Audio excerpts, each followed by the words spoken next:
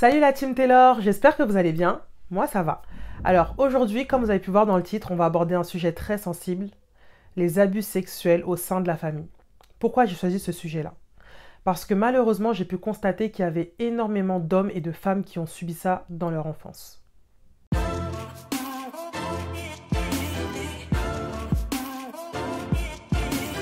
Tout d'abord, je vais vous dire mon témoignage et par la suite, je vais vous raconter le témoignage d'hommes et de femmes qui se sont confiés à moi. Alors je vais commencer par mon histoire à moi. Donc moi, ça a commencé quand j'avais à peu près 4 ou 5 ans. D'accord? Je ne pourrais pas vous dire l'âge exact parce qu'à 4 ou 5 ans, on n'a pas des souvenirs fixes, d'accord? Donc ça a commencé quand j'avais 4 ou 5 ans. Donc moi, il faut savoir que, comme je vous ai dit dans mes précédentes vidéos, je vivais avec ma grand-mère, donc chez ma grand-mère. Donc forcément, c'était la maison familiale, la maison des rassemblements, sachant qu'elle était vraiment très grande. Donc il y avait tous les anniversaires, toutes les fêtes, donc jour de l'an et compagnie et compagnie. Voilà, tout se passait toujours chez ma grand-mère. Donc en plus, ma grand-mère était très famille, on était beaucoup de petits-enfants. Elle adorait voir ses petits-enfants, donc vraiment quasiment tous les week-ends, il y avait un événement à faire. Voilà, il y avait un anniversaire, une grossesse à fêter, un truc, il y avait toujours quelque chose. Donc j'étais très souvent confrontée à cette personne, malheureusement. Donc étant petite, je savais que c'était déjà quelque chose qui me dégoûtait. Même si je comprenais pas vraiment les gestes, je savais que c'était quelque chose qui me dégoûtait, c'était berk. Donc je disais déjà non en fait. Je disais déjà que je veux pas, que c'est berk, non. Mais cette personne, elle me disait, en fait, tu n'as pas le choix. Parce que si tu dis non, je vais dire aux adultes que tu fais des bêtises. Et il faut savoir que quand j'étais petite, j'étais une chipie, je courais partout, voilà. Donc, des bêtises, j'en faisais. Hein. Là, franchement, des bêtises, j'en faisais dans tous les sens. Donc, je savais que si la personne allait voir les adultes en disant que j'ai fait une bêtise, que ce soit vrai ou faux, ils allaient croire cette personne. Donc, par peur, je préférais ne rien dire. Et je disais non, et quand je prenais un petit coup de pression, bah, je disais bon, ok, d'accord, voilà. Donc c'était comme ça que je fermais ma bouche en fait. Et ça a duré des années. Ça a duré à peu près jusqu'à mes 10-11 ans. Jusqu'au jour où j'ai enfin dit stop.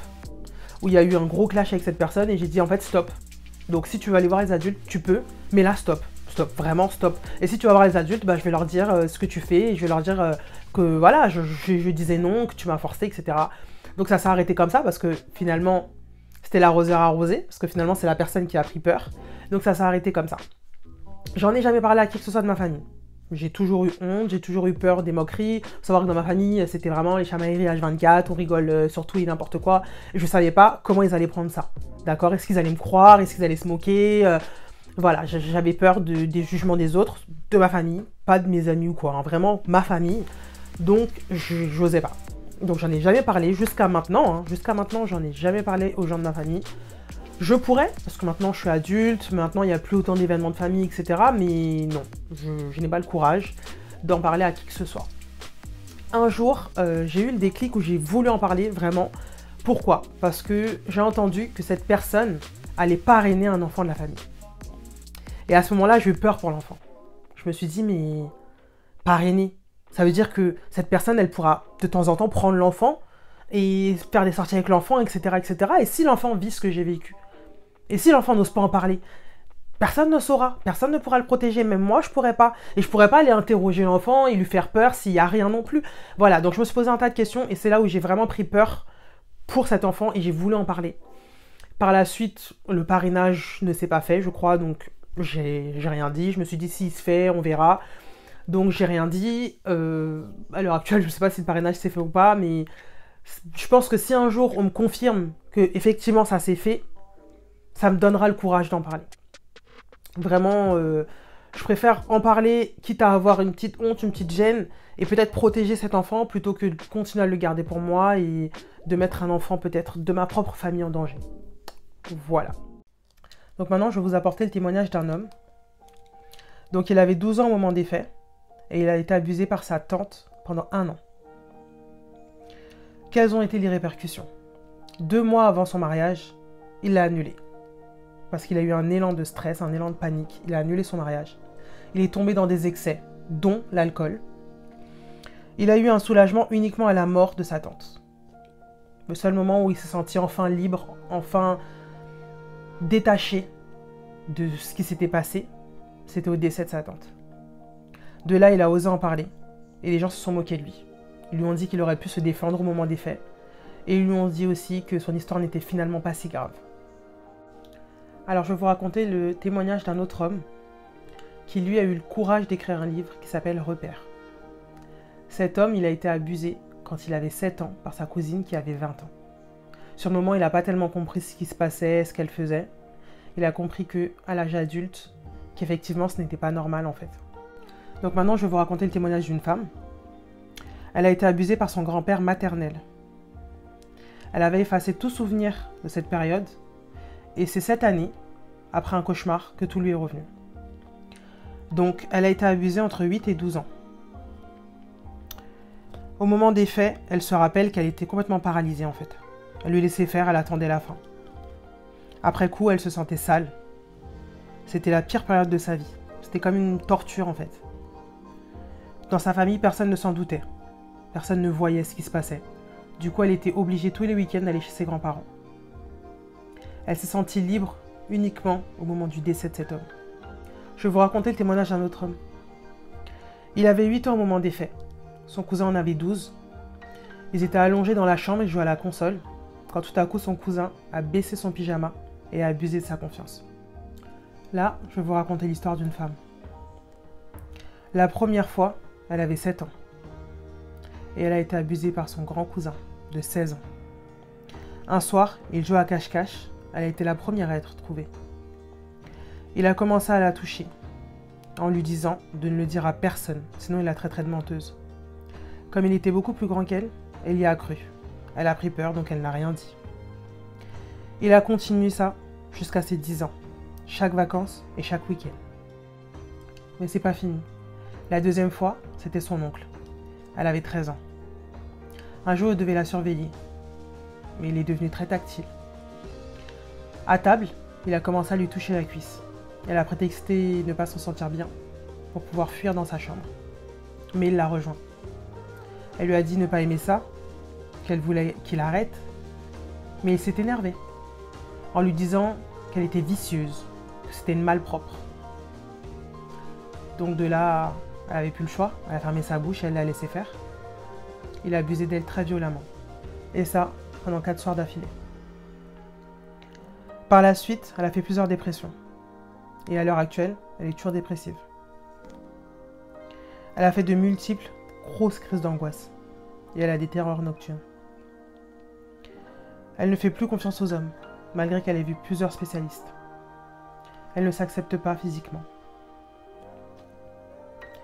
Elle a eu une petite fille, qu'elle surprotège, par peur qu'il lui arrive la même chose.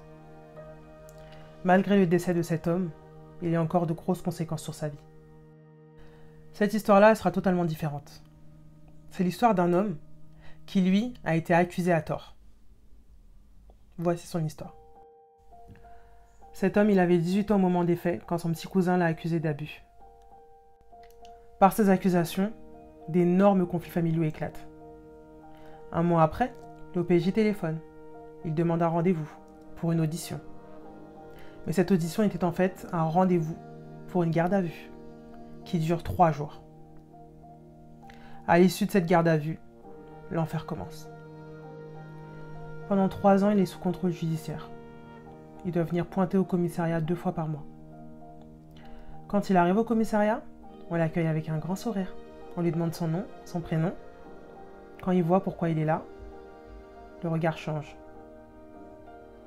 Il le regarde avec du dégoût. Il le méprise. La juge l'a obligé à voir 2 psys. Il a été humilié, jugé par la famille, les amis. Il a perdu son travail. Il perdait ses cheveux. Il a perdu le sommeil. Il a eu un premier avocat commis d'office qui, très rapidement, s'est volatilisé. Quand il a informé qu'il n'avait plus de nouvelles de son avocat, qu'il ne comprenait pas, on lui a répondu que son avocat était parti vivre dans le sud et avait ouvert son cabinet. Par la suite, on lui a assigné un nouvel avocat commis d'office qui lui a demandé « Vous êtes coupable? Oui ou non ?» Il a répondu non. Cet avocat lui a fait confiance. Il a défendu bec et ongle. Tout d'abord, il risquait une peine de 20 ans. 20 ans, quand vous avez 18-19 ans, je vous laisse imaginer. Son avocat a plaidé non coupable, l'a défendu. Il a demandé une réduction de peine de 5 ans, 10 ans maximum. Il y a eu un premier jugement, puis un deuxième. Et finalement, fin du calvaire. Il a été reconnu non coupable. Certains ont souffert d'être abusés, certains ont souffert d'être accusés. Dans les deux cas, la souffrance était gratuite et injustifiée. Si je devais donner une conclusion à cette vidéo, les abus sexuels, c'est pas écrit sur le front des gens. Certains ont le courage d'en parler, d'autres non. Mais restez attentifs, restez à l'écoute. Le jour où nous serons prêts à venir vous en parler, ne nous jugez pas. Ne nous posez pas des questions du genre « Pourquoi tu ne t'es pas défendu? Pourquoi tu n'en as pas parlé plus tôt? Pourquoi tu es resté sous la peur ?» Vous savez, c'est pas si simple. D'accord? Surtout quand ça vient d'une personne de la famille, c'est pas si simple. On fait comme on peut. Et après, on avance comme on peut également. C'est un poids sur nos épaules. Donc si on vient vous en parler, sachez que c'est déjà un énorme pas en avant pour nous. Si malheureusement, vous avez vécu un quelconque abus, si vous avez été accusé à tort, vous pouvez venir m'en parler. Je saurai vous écouter et je ne vous jugerai pas. Sur ce, je vous dis bonne journée, bonne soirée et à bientôt. Backstage. Dans leur enfance. Non. Raconter, non. Tu vois, non. Raconter 2 fois, c'est pas beau. Fait. Son coup. Ah non, non, j'ai léché ma bouche. Attends, recommence. Relève. J'ai bugué. J'ai dit.